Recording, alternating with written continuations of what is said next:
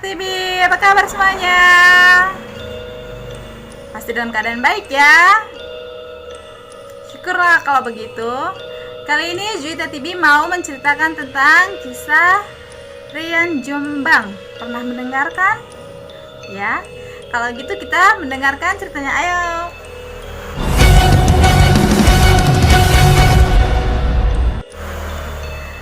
Ada banyak peristiwa penting di Indonesia sepanjang 2008. Pada tahun 2008 juga menjadi saksi bagaimana publik Indonesia pada April 2009 Majelis Hakim Pengadilan Negeri Depok menjatuhkan hukuman mati kepada Rian. Menurut keterangan Majelis Hakim, Rian terbukti bermasalah atas pembunuhan berantai dengan 11 korban. Rian Jombang adalah gambaran tentang cinta buta, tuntutan ekonomi, serta tercorengnya wajah kepolisian. Kasus Rian Jombang ini pertama kali terkuak pada Juli 2008 ketika 7 potongan tubuh manusia dalam 2 tas serta kantong plastik ditemukan di dekat kebun binatang di Jakarta Selatan. Potongan tubuh tersebut diketahui milik Heri Santoso, berumur 40 tahun, manajer penjualan di sebuah perusahaan swasta. Heri adalah gebetan Rian yang dibunuh di sebuah apartemen yang terletak di kawasan Margonda Raya Depok di kisar 2015. Jonathan menerangkan bahwa keputusan Rian untuk menghabisi Heri didorong oleh faktor cemburu. 1 hari sebelum pembunuhan, Heri datang ke apartemen Rian. Setibanya di sana, Heri melihat foto Nopal, pacar Rian. Heri yang tertarik dengan ketampanan Nopal menggoda Rian agar merelakan sang kekasih agar tidur dengannya.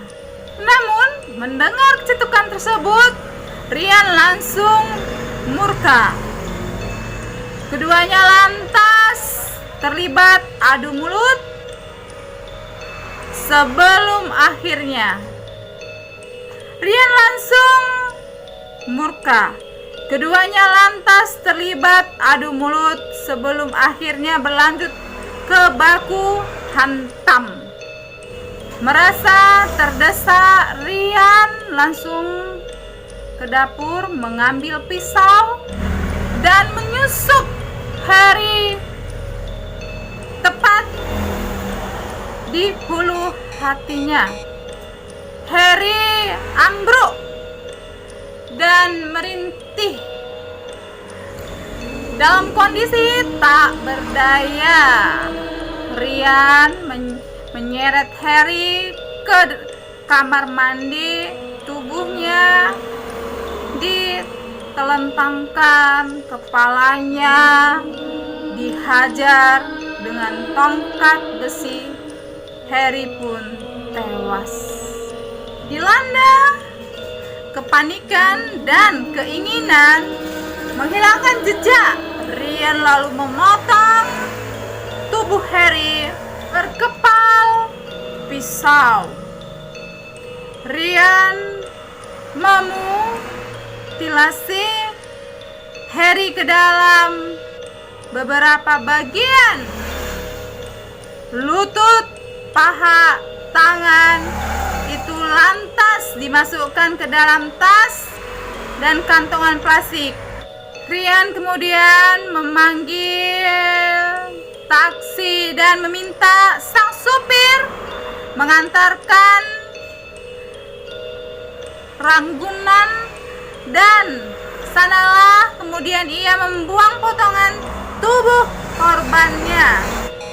Pembunuhan Jombang dilakukan Rian dalam kurun waktu 2006 sampai dengan 2008. Berbeda dengan kasus Heri, aksi brutal Rian di Jombang didasari oleh ekonomi.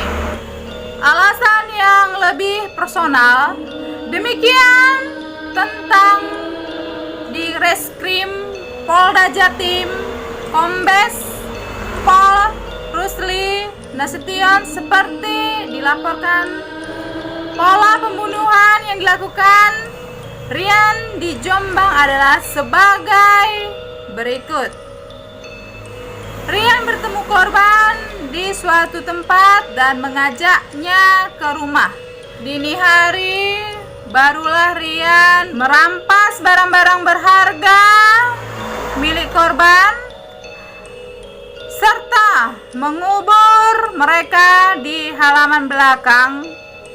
Mayoritas korban berhasil dibawa ke rumah Rian karena terpikat dengan rayuannya.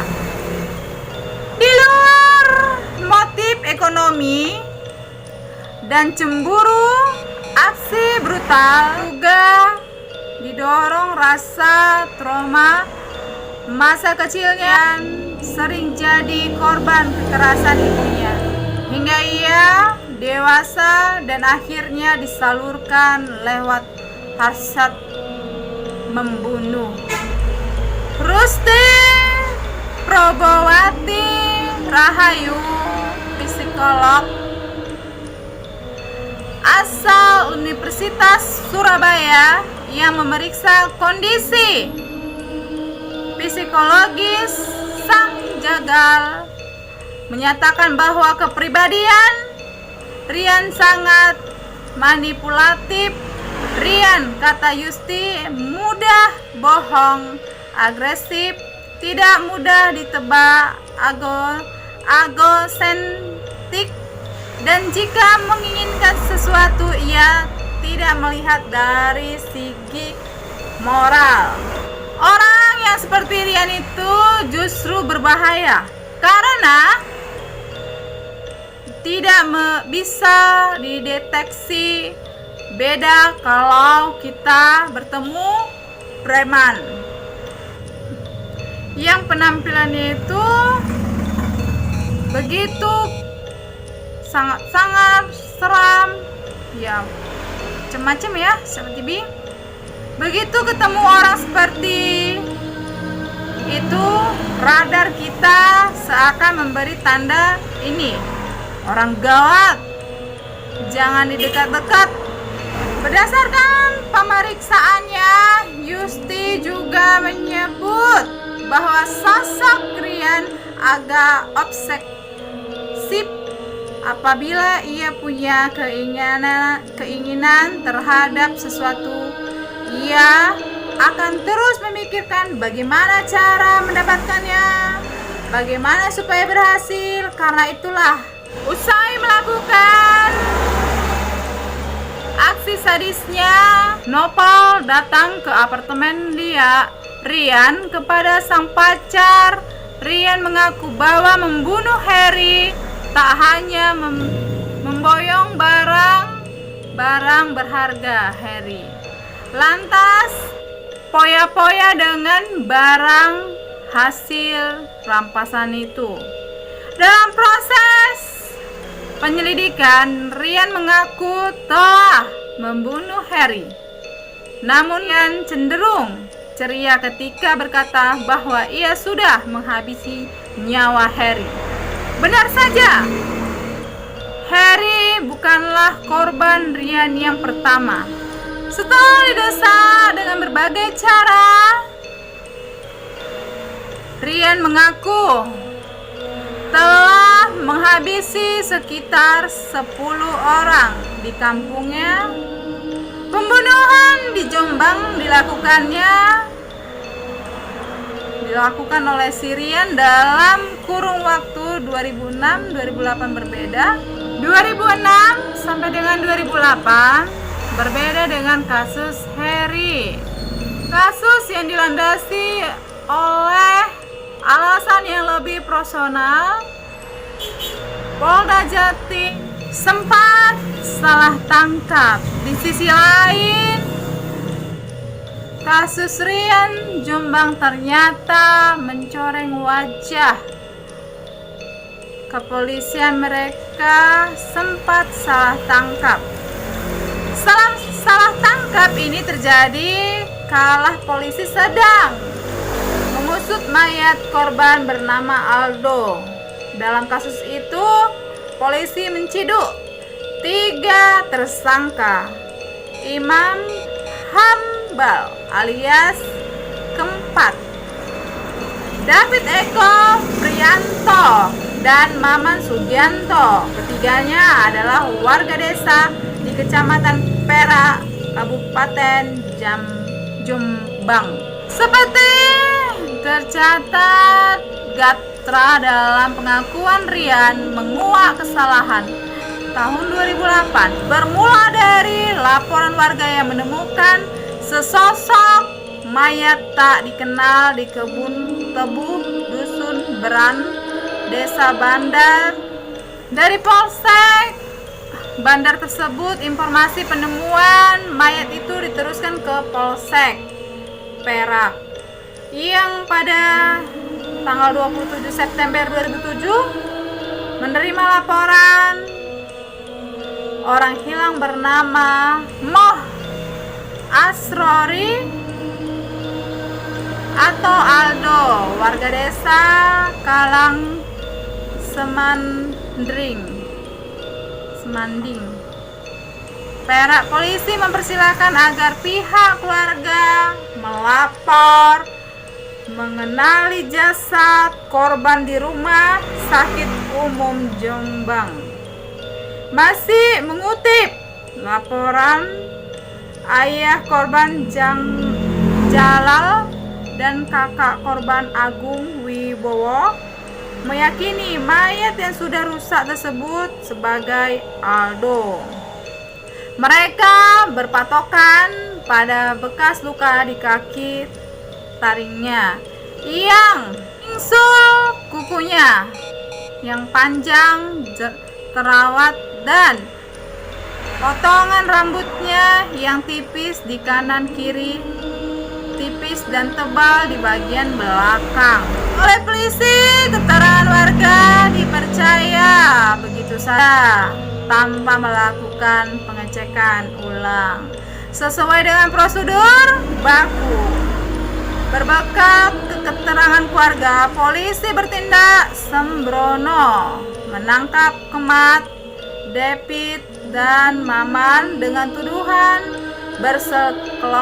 bersekongkol untuk membunuh Aldo. Mereka melakukan aksi keji itu, terang polisi, lantaran Aldo mau diajak kencan.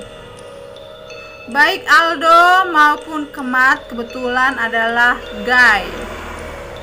Sebagaimana salah satu tangkap pada umumnya, ketiga tersangka itu juga mendapatkan perlakuan tidak menyenangkan. Berkali-kali mereka ditekan untuk mengakui kejahatan yang telah mereka perbuat, tapi jarang.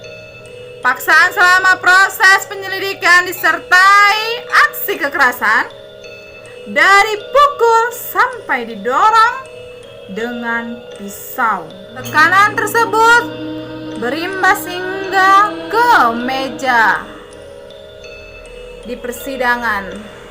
Kemat dan David bungkam.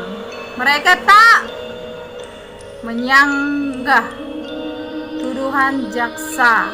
Pihak muncul karena diyakini selama proses penyelidikan trauma. Akhirnya majelis hakim tetap menjatuhkan vonis pada Kemat dan David, dihukum 17 tahun di penjara, sedangkan David 12 tahun di penjara. Kebenaran mulai terungkap tak kala Rian memberikan keterangan. Tak lama setelah dia diringkus, ia mengaku bahwa dirinya yang membunuh Aldo. Ternyata akhirnya si Rian ini mengaku bahwa dialah yang membunuh si Aldo. Alasan Rian menghabisi Aldo, Rian tersinggung karena Aldo yang dianggapnya jelek mengajaknya kencan, menyebut Rian seperti kucing, entah apa maksudnya. Bagi David dan Kemat, kabar dari Rian adalah titik terang yang bukti bahwa mereka benar-benar tak bersalah. Kendati keduanya harus mengajukan peninjauan kembali agar vonisnya bisa di sisi lain, keterangan Rian jadi tamparan keras bagi kinerja polisi. Kriminolog dari Universitas Indonesia Erlangga, Mas Diana, mengatakan bahwa profesionalisme dan rendahnya SDM atau sumber daya manusia Polri menjadi penyebab maraknya kasus salah tangkap yang disertai kekerasan. Hal itu, catat Erlangga, dilakoni sebagai penyelidik demi manajer target menuntaskan pengusutan suatu perkara. Kasus Rian memang sempat mengejutkan masyarakat Indonesia.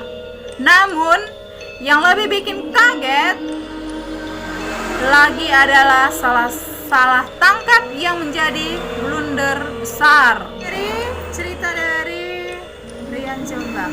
Bagi ada yang kurang lengkap atau intonasinya agak kecil, ya mohon maaf ya Sobat TV, karena sempurna itu hanyalah milik Tuhan. Tapi tetaplah semangat ya Sobat TV, jaga kesehatan selalu. Terima kasih. Salam dari Cuita TV. Dadah.